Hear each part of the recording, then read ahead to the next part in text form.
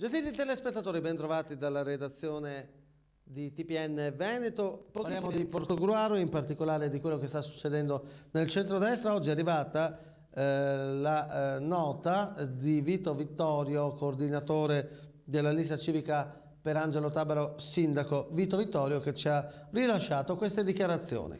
Vito Vittorio, coordinatore della lista civica Angelo Tabaro, come replicate alla posizione netta di Rodriguez, che insomma non sembra molto d'accordo sulla candidatura di Tabaro con la lista civica Angelo Tabaro. Sarebbe d'accordo che Tabaro fosse il candidato del PDL? Ma guardi, questa è una questione assolutamente di lana caprina. Noi rimaniamo fermi a quello che è stato l'esito della conferenza stampa di settembre alla presenza del senatore Scarpa, nella quale è stato ribadito l'unanime condivisione di un progetto che portasse alla ricandidatura di Angelo Tabaro. I rapporti a livello locale, provinciale, regionale con il Popolo della Libertà sono eccellenti. Non abbiamo elementi che ci inducono a pensare che questa posizione si sia modificata.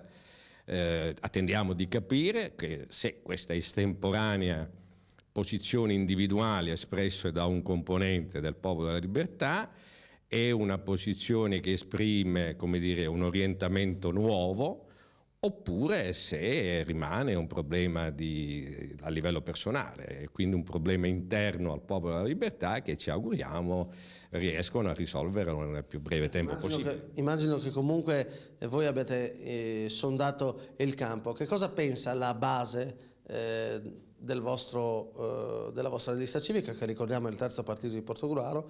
E a questo punto le chiedo anche cosa pensa la base del PDL, perché sicuramente ci saranno stati dei contatti. Beh, io parlo per quanto riguarda la nostra coalizione. Noi abbiamo fatto un incontro allargato, cioè abbiamo sentito tutte le persone che hanno aderito al nostro movimento e, come ricorderà, abbiamo ribadito la volontà di continuare ad esprimere una nostra posizione politica a Portogruaro.